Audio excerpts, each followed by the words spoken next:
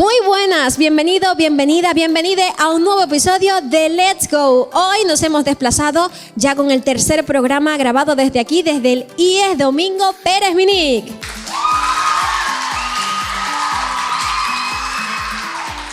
Bueno, y con esa energía maravillosa, con todos ellos, ellas y ellas, pues nosotros vamos a arrancar este podcast que hoy va a tratar acerca de un tema desconocido desde el punto de vista a lo mejor terminológico, es decir, no conocemos mucho cómo se llama, pero creo que sí, muchos de nosotros, de hecho el 3% de toda la población española padece el trastorno del que vamos a hablar durante este podcast, la dismorfia corporal.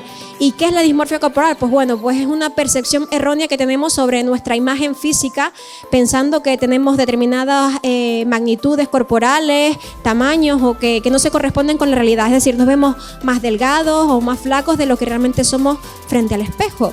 Bueno, yo no soy especialista en este tema, pero sí que contamos en el podcast de hoy con personal especializado que nos viene a hablar acerca de este tema tan interesante y sobre todo que hay que abordar para poder frenarlo, para que podamos tener una sana y una salud mental especialmente cuidada.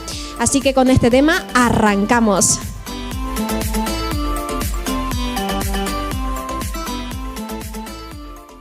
Bueno, ¿y qué te parece si conocemos de la propia voz de los chicos y las chicas del IES Domingo Pérez Minic sus propias experiencias en relación a la dismorfia corporal?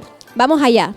Vale. ¿Qué es la dismorfia corporal? La dismorfia corporal es un trastorno que no te deja ver cómo realmente eres.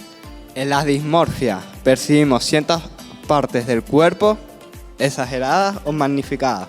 Esto provoca una excesiva preocupación y un impacto en la relación con nuestro cuerpo. Si la autoimagen se distorsiona, puede provocar problemas en tu autoestima. Lo que puede derivar a ansiedad, problemas alimenticios y depresión. Yo creo que para combatir la dismorfia corporal lo que hay que hacer es dejar de señalar los rasgos físicos de los demás y aceptarnos cada uno como somos y eliminar los cánones de belleza para poder hacerlo. A la hora de comprender la dismorfia corporal, está bastante dicho el hecho de que eres tú mismo el que te crea esas inseguridades por las que te ves así, pero realmente lo más común es que alguien te diga un rasgo físico que está más exagerado, menos, o sea, le gusta menos a esa persona y es lo que te crea el boom y te hace sentirte mal, por lo que te genera esa dismorfia corporal. Yo me subí al escenario para hablar más bien de lo que sucede hoy en día, que es los problemas alimenticios. Y cuando vi a Alex aquí contando todo eso, pues dije, bueno, me voy a animar y voy a contar un poco. Voy a contar un poco sobre mi vida personal, que es algo que no me gusta, pero a lo mejor así puedo ayudar a muchos jóvenes, porque es triste que en esta época que estamos se siga viendo comentarios sobre el físico ajeno, porque no solo la juventud, sino también los adolescentes y hasta niños pequeños tienen complejos con su cuerpo, y es algo que no deberíamos tener en esta época. Hace meses yo tenía problemas alimenticios. Yo no quería comer, no me veía bien conmigo, tenía muchos problemas así. Entonces, no es algo que me guste contar, pero sé que mucha gente en este instituto tiene problemas así y me gustaría un poco, pues, contarlo y eso. Y que, sinceramente, ahora estoy mucho mejor porque un día me levanté y dije, ¿para qué voy a estar sufriendo por comentarios que me digan los demás cuando yo puedo, yo soy como soy y si a alguien no le gusta, pues, sinceramente, hija, no mires. Tú tienes que aceptarte como eres y que todo el mundo piense que pues es perfecto. Da igual si eres gordo, si eres flaco, es que así nacimos, así nos... Pues eso. Bueno, pues yo he sido una persona desde pequeña súper acomplejada, porque siempre me he llevado por lo que me dicen los demás, de tipo estás muy gorda o es que tu nariz no me gusta o cualquier cosa de esas y... Pues no, pues eso no puede ser porque, o sea, he llegado a bajar muchísimo de peso, a que me pongan dietas porque estaba bajando mucho de peso y pues ahora he comprendido pues que no me tengo que dejar de llevar por los demás y bueno, pues que ustedes tampoco deberían hacerlo. Buenas, mi experiencia con la dismorfia corporal afortunadamente no he sufrido, pero sí he visto casos de personas que yo conozco y aprecio de forma muy cercana y sí puedo decir que es algo muy complicado de lidiar. Yo pues tampoco he tenido eso, pero sí que tengo familiares que lo han sentido y nada, se siente chungo la verdad. Pues lo dicho, decíamos que tenemos que tener personal especializado y por ello tenemos que saludar a Alex Jaramillo. Él es una persona trans que viene desde la asociación Transboy. Alex además también es estudiante de psicología y hoy viene a hablarnos acerca de este tema que creemos que es muy necesario abordar porque, como mencionábamos, más del 3% de la población española padece este trastorno y además la mayoría de este 3% son personas adolescentes, por lo que es muy importante que lo abordemos. Así que, Alex, muchísimas gracias por acercarte hasta el IES Domingo Pérez Minic y venir a darnos tu testimonio y todo tu conocimiento en torno a este tema. Nada, muchas gracias a ustedes por haberme llamado y a participar en este podcast.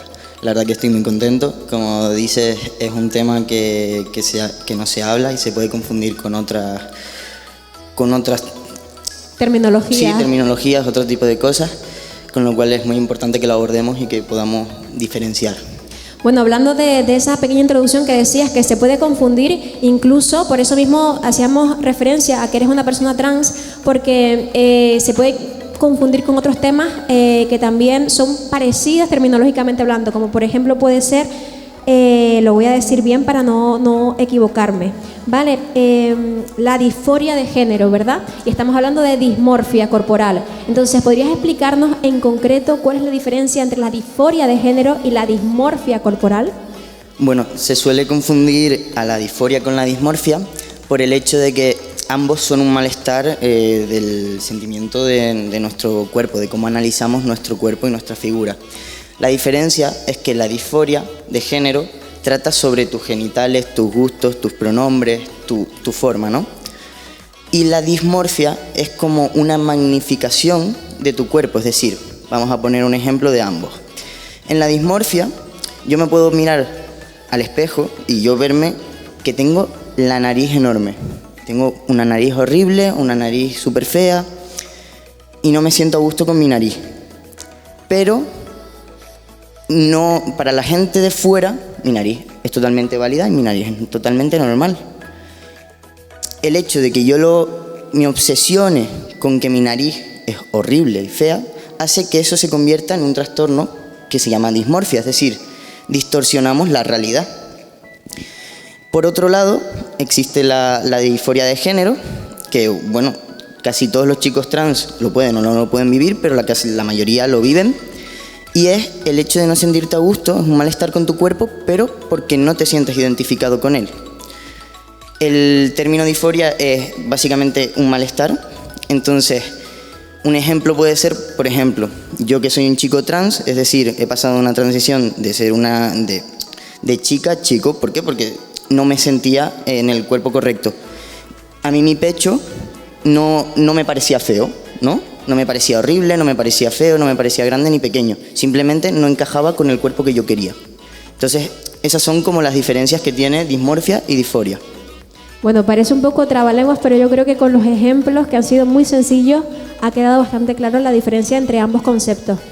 Bajo tu punto de vista en concreto como estudiante de psicología, ¿cuál crees que son los factores que pueden favorecer la aparición de este tipo de trastornos?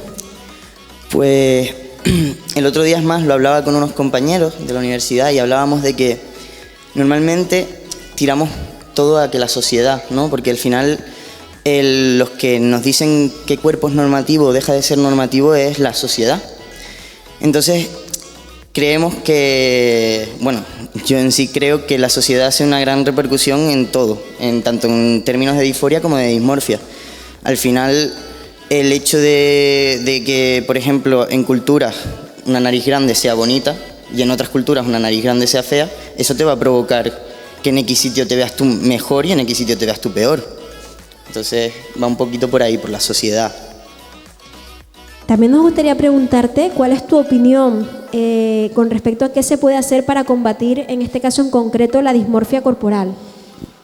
Combatirla como tal, yo pienso que también es algo con lo que tenemos que aprender a vivir, porque aparte de combatirla, la manera de combatirla es ir a terapia, dejar de tener ese miedo a aceptar de que podemos ir ante un profesional y explicarles un problema, cómo nos sentimos y si ese problema nos afecta a la vida diaria, para así mejorarla, pues quitar ese estigma y ese malentender de lo que es ir al psicólogo. que en ningún caso es ir a porque tengas un problema grave. La dismorfia puede ser un problema de nuestro día a día, al igual que la ansiedad, al igual que la depresión, que son cosas que pueden ir de un estado leve a un estado grave. Entonces, la manera de combatirlo, aparte de ir a terapia, es también irnos aceptando tal cual somos, e ir luchando cada día con esa parte y aceptar esa parte que somos nosotros, que por mucho que la cambiemos, no tiene ningún resultado, porque el problema de la dismorfia es que no se quita por mucho que te hagas una operación o por mucho que intentes cambiar tu cuerpo. Vas a seguir viéndolo porque estás magnificando tu cuerpo. Estás viendo cosas que en realidad no están. Es muy interesante esta afirmación porque pensamos a veces que se pueden resolver las cosas, por ejemplo, complejos o cosas que vemos negativas en nuestro cuerpo, tratando de maquillar, tratando de ocultar, tratando de que no se vea, de que, ¿sabes? Y al final el problema no está en esa parte del cuerpo, el problema está en nuestra salud mental, en cómo nosotros podemos trabajar y buscar esas herramientas para poder tratar de dejar de distorsionar aquello que no es, porque al final todos somos personas, que es lo único que importa. Y al final lo que importa realmente no está por fuera, no es todo lo que se ve en el espejo o lo que creemos que vemos en el espejo, sino lo que somos realmente como personas. Bueno, después de esta pequeña chapa que he lanzado, aprovechando en tu caso en concreto que hiciste esa transición, me gustaría preguntarte ya a nivel de testimonio, si te sentiste en algún momento presionado por los cánones de belleza. A ver, a diario creo que todo el mundo se siente presionado por los cánones de belleza. Sí que es verdad que en el punto de vista de los chicos trans, no solo por mi parte, sino por la mayoría de los chicos y chicas, la verdad que es que te sientes más presionado por el hecho de encajar en una sociedad. Es la búsqueda de la masculinidad, por ejemplo, en mi caso. Es decir, yo cuando empecé, podría decir que hasta cuando empecé la transición tenía menos complejos con X cosas que ahora, ¿no? Ahora me veo más presionado por el hecho de que, por ejemplo, como se puede apreciar, no soy muy alto. Mi altura no destaca. Y claro, eso a mí me produce muchas veces un malestar por el hecho de que la gente cree que el hecho de ser un chico bajito ya es menos masculino. O el hecho de gestos que tengo es menos masculino. Entonces siempre, o que no me deje la barba, o cualquier cosa que pueda hacer con mi cuerpo va a ser menos masculino. Y eso provoca que nos sintamos presionados, pero eso es parte de la sociedad. Al final, la masculinidad y la feminidad no es algo que dictamine tu género. Por ejemplo, el otro día estaba con el tema que me propusieron de la de dismorfia, me puse a pensar y dije, yo habré sentido dismorfia en algún momento de mi vida, ¿no? Porque yo siempre he sentido disforia, porque al final es algo que viene con el género, ¿no? Pero dismorfia como tal. Y me puse a pensar, y sí que es verdad que después de la transición, con esta presión de los cánones de belleza y demás, sí que es verdad que cosas como verme, por ejemplo, en épocas de más ansiedad, cuando yo que soy estudiante de universidad, muchos me entenderéis que estáis estudiando, en épocas de exámenes mi ansiedad se eleva. Entonces me siento peor y eso provoca que mi imagen en el espejo se vea muchas veces distorsionada. Por ejemplo, el hecho de no tener una mandíbula tan marcada como la de un chico cis provoca que a veces distorsione mi propia cara y diga, pero es que mi cara es súper femenina. Nadie ve que mi cara sea súper femenina, pero en mi mente hay una distorsión de mi cara súper femenina. Y eso es una presión que hace la sociedad, porque ¿quién dictamina que tu cara, por ser más redonda o más cuadrada, es más femenina o más masculina?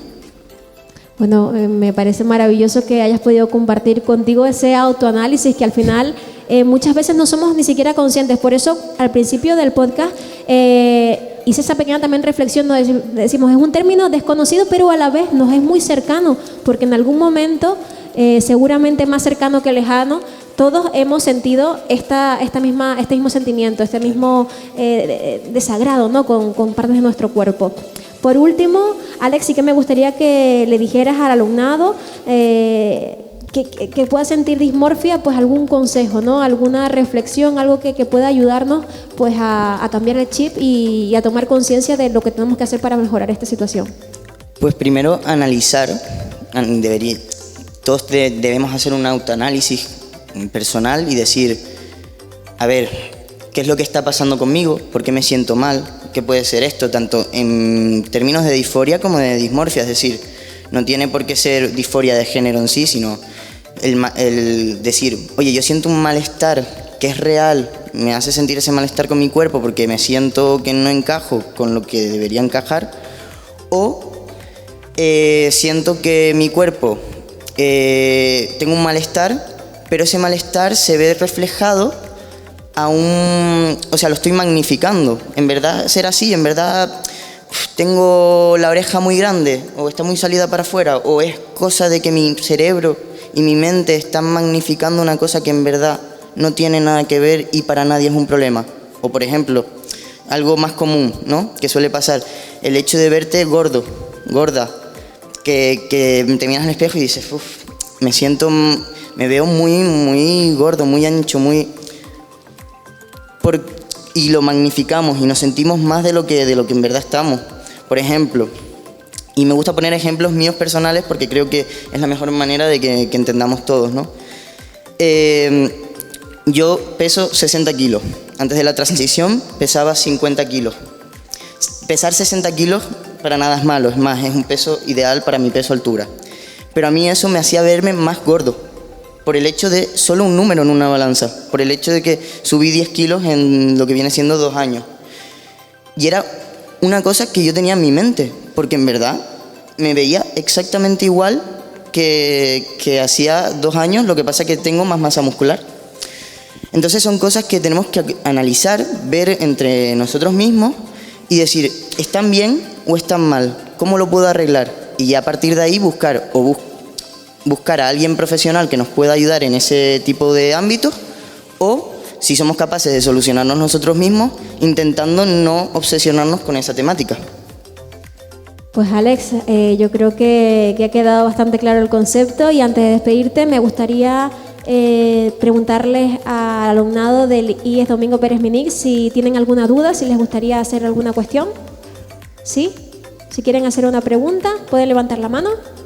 Bueno, entonces pues vamos a darle un fuerte aplauso a Alex. Muchas gracias. Alex, Muchas un placer gracias. enorme.